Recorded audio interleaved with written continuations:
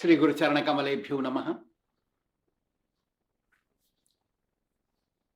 ब्रह्मा जी नारद जी से कहते हैं कि हे नारद, मैंने भगवान के नाभि के ऊपर कमल पर पैदा होने के बाद बहुत गंभीर तपस्या करी, जिससे भगवान मेरे ऊपर संतुष्ट हो गए और मुझे एक ब्रह्म गायत्री से दीक्षा दे दी।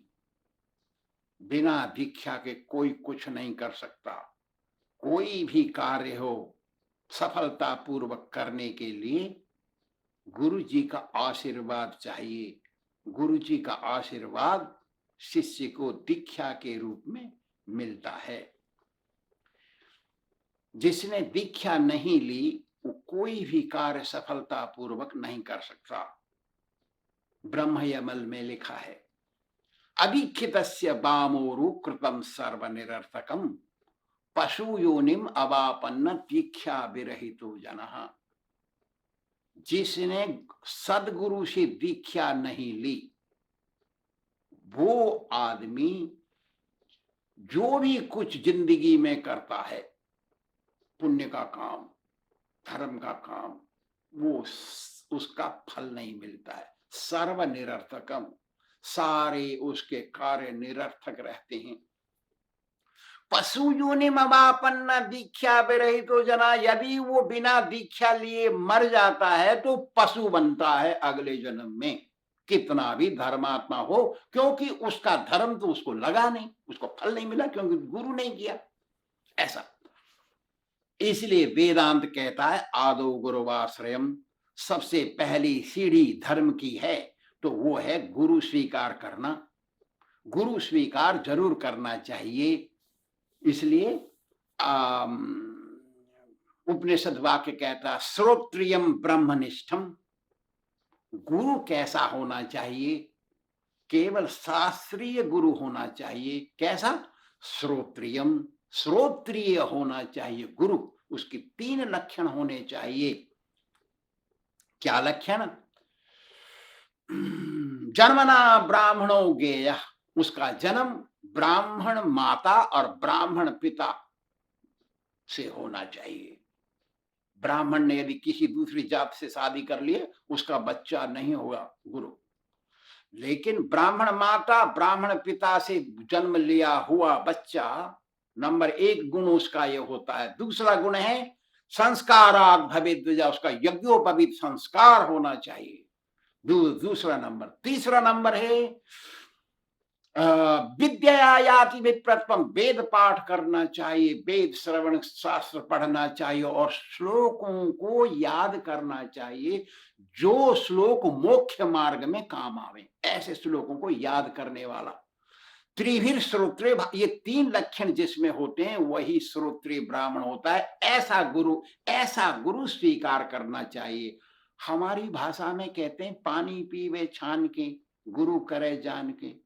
पानी छान के मतलब फिल्टर करके पीना चाहिए। अंग्रेजी में फिल्टर बोलते हैं उसको। कपड़ छान करो या फिल्टर छान करो या उबालो, कुछ भी करो, पानी पियो। जब ऐसे पियोगे तो रोग नहीं आएंगे। गुरु करे जान के, गुरु जान पहचान के, खोजबीन करके ही स्वीकार करना चाहिए। सबको स्वीकार नहीं कर लेना चाहिए। पता लगाना चाहिए कि गुरु ने चाय पी है या नहीं जिंदगी में।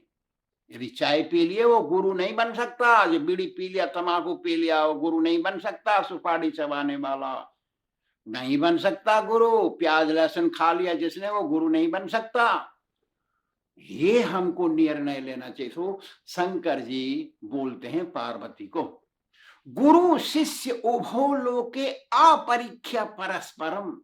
पानी पीबे छान के, गुरु करे जान के का अर्थ है ये संस्कृत भाषा में। शंकर जी बोल रहे हैं पार्वती को, अदीक्षित गुरु शिष्य उभो लोके अपरीक्ष्य परस्परम। बिना आपस में परीक्षा किए हुए गुरु शिष्य ने आपस में संबंध बना लिया तो दीक्षा ददत, दीक्षा देने के कारण गुरु, और दीक्षा ग्रहण, दीक्षा स्वीकार करने के बाद कारण शिष्य, दोनों अगले जन्म में नरक भोग के पिशाच बनेंगे। शंकर जी बोल रहे हैं इस बात को। गुरु शिष्य दोनों ने भजन किया है, फिर भी वो पिशाच बन रहे, क्यों? गुरु की पहचान सही से नहीं की। 3 लक्षण होने चाहिए गुरु जी में। चौथा लक्षण है कि कोई चाय तक नहीं पीना चाहिए उसको। जानबूझ के चाय पी ली उसने तो गुरु नहीं बन सकता। जानबूझ के प्याज भी खा लिया तो गुरु नहीं बन सकता। ऐसा पता लगाना चाहिए, और गुरु को पता लगाना चाहिए कि चेला मेरी बात मानेगा या नहीं। उसकी परीक्षा पूछना चाहिए भाई, संकल्प लेना चाहिए। चेला को अग्नि के सामने यज्ञ कुंड में दीक्षा होता है उसका, लेना चाहिए। है तू भजन करेगा कि नहीं? मैं इतनी माला करवाऊंगा तेरे से, 4 नियमों का पालन करेगा या नहीं? पूछता है गुरु, मेरी बात पर चलेगा या नहीं? गुरु गुरु की बात सुन करके चेला यदि वचन भर लेता है और गुरु की बात नहीं मानता है तो वो चेला को भगवान दंड देते हैं, गुरु को नहीं देते। फिर तो वो गुरु ने तो प्रश्न संकल्प ले लिया इसलिए। अरे नारद मुनि, मैंने दीक्षा लेने के बाद ही सृष्टि की। दीक्षा बिना लिए मैं नहीं कर सकता था कुछ भी। फिर भगवान माया को साथ लेकर के सृष्टि की दुनिया की। मैंने कुछ नहीं किया, मेरे पास इतनी शक्ति नहीं थी। नारद मुनि को ये बताया।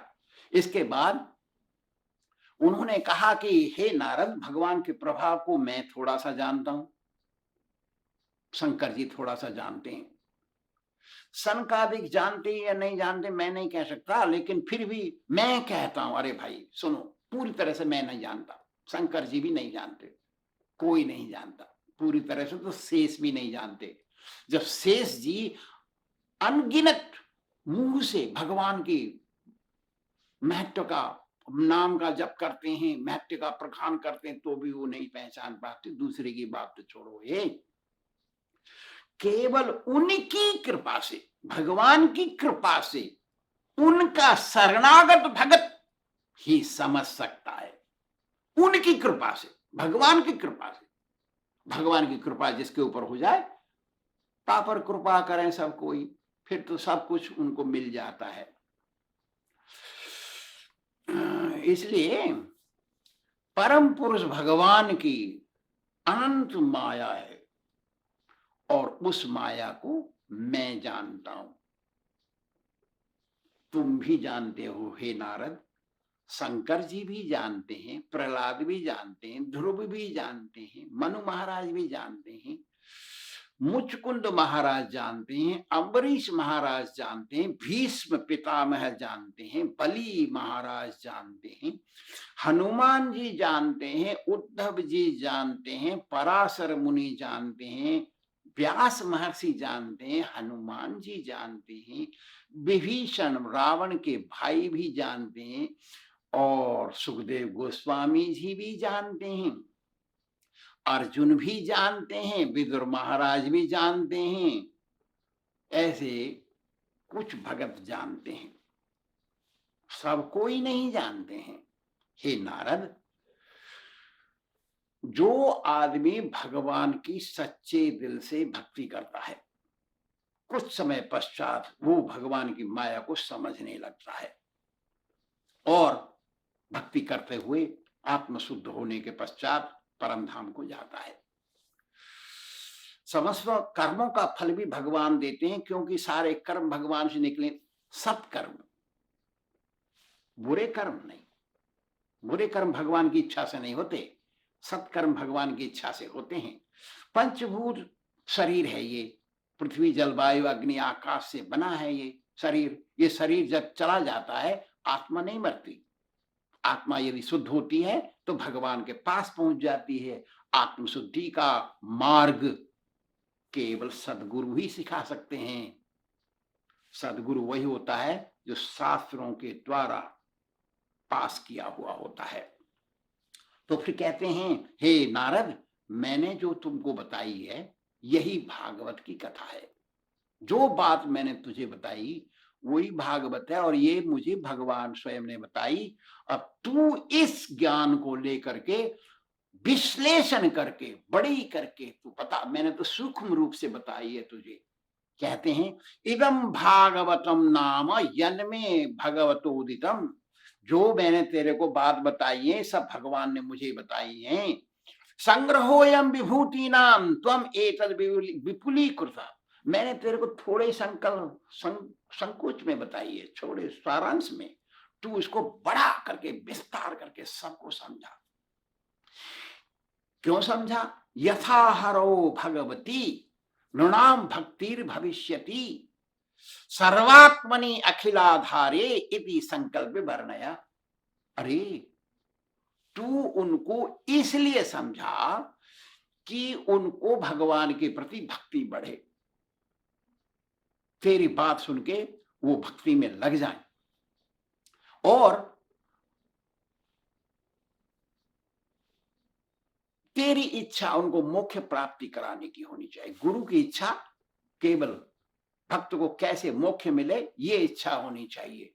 अरे नारद तू सबका गुरु बन जा पृथ्वी में, और तू उनको बता कि कैसे भगवान की भक्ति करो और उनको मोक्ष मिले, यही संकल्प तेरा होना चाहिए। हे नारद मैंने तुझे सारी बात बता दी, आगे फिर बात करेंगे। श्री राधा गोविंद भगवान की जय।